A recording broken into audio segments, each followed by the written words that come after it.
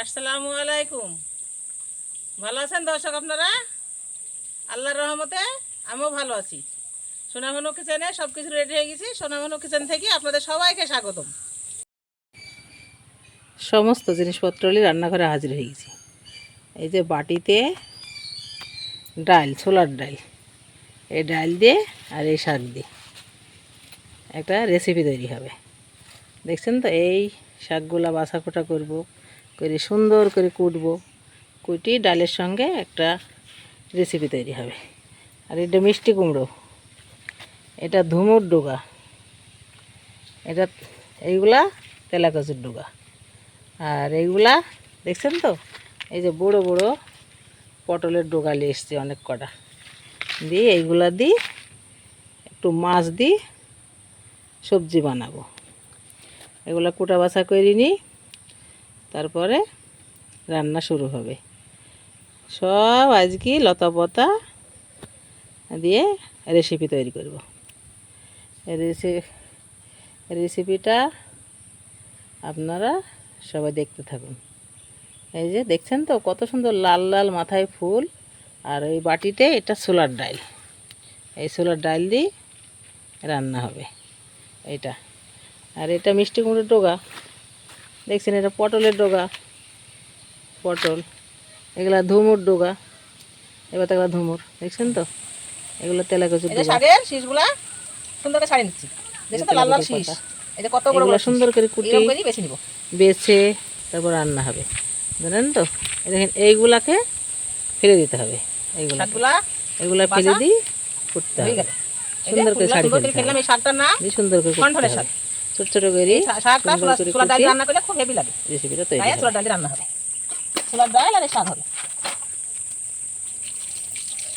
এই যে ছোলার ডাল এর সঙ্গে রান্না হবে। আরে বলিস না আপনাদেরকে, দেখেন এটা ধুমুর ডোগা, এই যে ধুমুর পাতা দেখছেন তো, এটা ধুমুর ডোগা। আর এটা মিষ্টি কুমড়োর ডোগা, এই যে পাতা মিষ্টি কুমড়ো, এই যে কুটে নিচ্ছি। এই যে কলি পড়েছিল, তাও তুলে নিয়ে আসলাম, খেতে ইচ্ছা করলো তো তাই, খুব স্বাদ লাগে। এর মধ্যে মাছ দিব, পটলের লতা, ধুমুর লতা, তেলাকচুর ডোগা সব দেয়। এটা পটলের লতা দেখছেন, এই দেখেন, এটা তেলাকচুর, এটা ধুমুর, সম্পূর্ণ কুটে নিব। সোনামনু কিচেনে দুটো রেসিপি তৈরি হবে।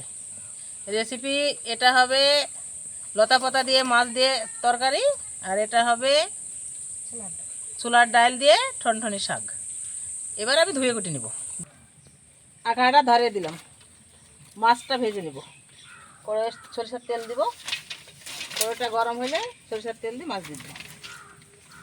কড়াইয়ে সরিষার তেল দিয়ে দিলাম, তেলটা ভালো হয়ে তাতলে গরম হলে দিব মাছ দেব। এই যে তেলটা সুন্দরভাবে তেলে গেছে, তেল গরম ভালো হলে কড়াইয়ে কিছু লাগে, ভাজাভুজি ভালো। মাছগুলো সব দিয়ে দিলাম, ছোট ছোট করে কাটতে হবে, তাই আমার বোমা শাকটা কাটছে। শুরু করলো কোটা, আমি এদিকে মাছটা ভেজে নিয়ে শাকটা কুটিব। মাছগুলাও ভালো করে উল্টে দিলাম, সুন্দর করে নাড়াচাড়া করছি, আর লাল লাল করে ভেজে নিলাম সুন্দর করে। এই শাকের সঙ্গে তো 1.5 পুঁটি মাছ দিতে হয়। তো আমাদের দেশে তো পানি হচ্ছে না, খরা, সেখানে 1.5 পুঁটি মাছ পাওয়া যায় না। পোনা মাছই নিলাম, একটু স্বাদ লাগবে খেতে তাই। আর খালি রান্নলে তো ভালো লাগে না, সেজন্য এই যে কাঁচা ঝাল চিরা দিচ্ছি, এবারে পেঁয়াজ চিরা দিচ্ছি, ওটা রসুন দিলাম।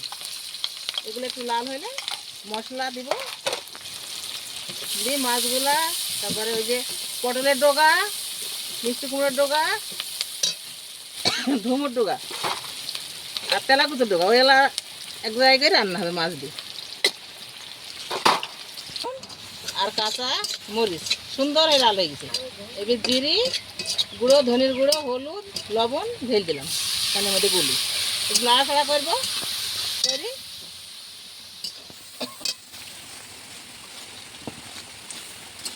শাকগুলা কোটায় দেখে সম্পূর্ণ হয়ে গেল, এটা হয়ে যাবে। এই তরকারিটা হয়ে গেলে ওই শাকটা রান্না করবি, ছোলার ডাল।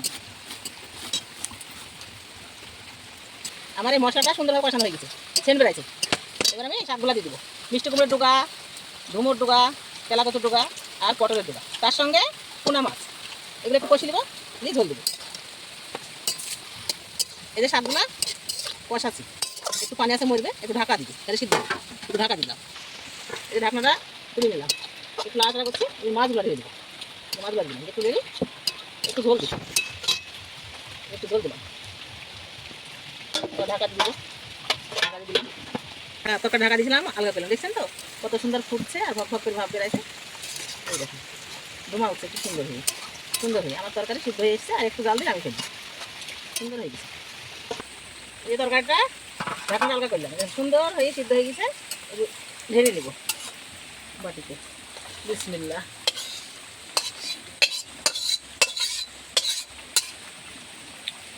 এই দেখেন আমার 5 মিশালি তরকারি লতা পাতা দিয়ে রান্না হয়ে গেছে, তার সঙ্গে মাছ দিয়েছি। এই দেখেন এই রেসিপিটা সম্পূর্ণ হয়ে গেল। এবার আর একটা শুরু হবে। কড়াইটা সুন্দর হয়ে দেখেছি, সরষের তেল দিলাম।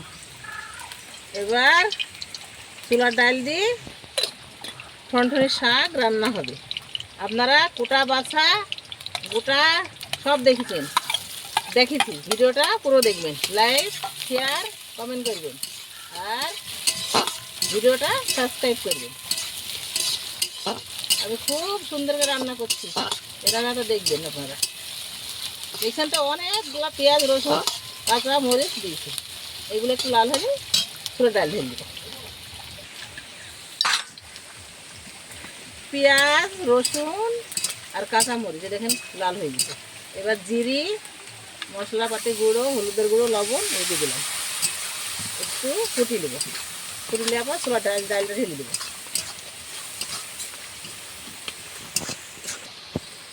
এই যে মশলাটা সুন্দর হয়ে কষে গেছে, সেন্ট বেড়াইছে, ছোলা ডালগুলো ঢেলে দিলাম। ছোলা ডালগুলো রাখা করি, শাকটা দিয়ে দেবো। একটু ছোলা ডালে আড়াচাড়া করলি, সুন্দরভাবে একটু কষিলে আবার শাকটা ঢেলে দেবো। শাকগুলো ঢেলে দেবেন। অনেকটা হয়েছে শাক, কিন্তু গইলে অল্প হয়ে যাবে। এখন মনে হচ্ছে বড়ো কড়ার এক কড়া, আর কড়াইটা আমার খুব বড়, 5 কেজি মাংস রান্না কড়াই। আমরা লোকজন মেলা তো, আমাদের পরিবারের সদস্য 11 জন। আর সময় সময় একটা বৌমা আছে আমার পাড়ায়, সে বৌমাও আসে, 12 জন হয়ে যায়।